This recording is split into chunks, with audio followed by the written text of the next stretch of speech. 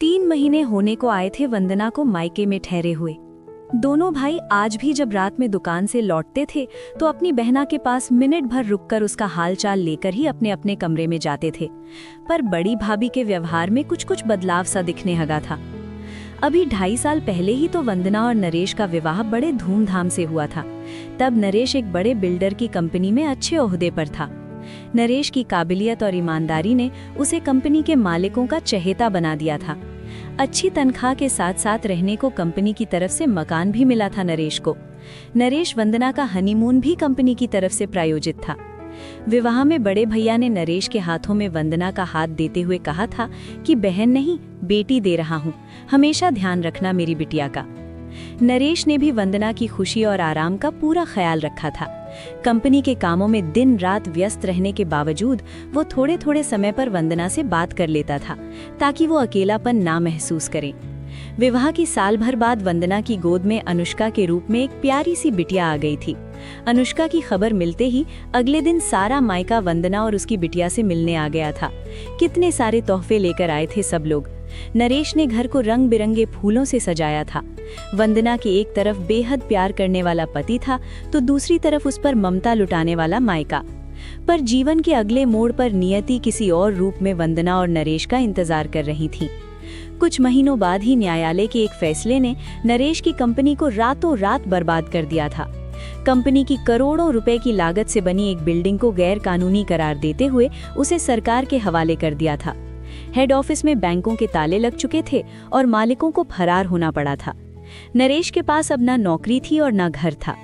विवादित कंपनी का कर्मचारी होने के कारण कोई भी दूसरा बिल्डर उसे फिलहाल अपने यहाँ काम देने को तैयार नहीं था। बड़ी मुश्किल से दुबई के एक बिल्डिंग फर्म में काम तो मिला था, पर सैलरी इतनी नहीं थी कि वो पत्नी और बेटी को साथ में रख सके। अंततः वंदना ने नरेश को दुबई जाने को तैयार कर लिया था। उसे पता था कि आज भले कम पैसे मिलेंगे, पर जल्द ही नरेश अपनी काबिलियत से कुछ न कुछ अच्छा कर लेगा। वंदना ने दोनों भाइयों से बात कर फिलहाल मायके में रहने का इंतजाम कर लिया था। वंदना को कहाँ पता था कि जिस घर में वो सबकी लाडली थी और जहाँ उसकी छोटी सी उदासी से पूरा घर उसके इर्द गिर्द जमा हो जाता था, अब वो वहाँ मेहमान बन चुकी है। जैसे जैसे समय बीत रहा था, पड़ोसियों और आने जाने वाले मेहमानों के तीखे सवाल वंदना को अंदर ही अंदर कमजोर करते जा रहे थे। उधर नरेश अपनी पूरी कोशिश में लगा था, क्योंकि उसे भी अपनी पत्नी और बिटिया के सम्मान की चिंता थी। पर खासकर बड़ी भाभी के पिछले 2 दिनों से बदले रवैये ने वंदना को दुखी कर दिया था। वो अपना दर्द बताए भी तो आखिर किसे बताए। अनुष्का को सुलाकर वो तकिए में मुंह छुपाए सुबक सुबक कर रो पड़ी थी। तकिया मानो तेज बारिश में भीग गया हो। फिर पता नहीं कब उसकी आंख लग गई थी। अचानक उसने अपने माथे पर किसी का प्यार भरा स्पर्श महसूस किया था। आंखें खोली तो सिरहाने पर बड़ी भाभी बैठी थी।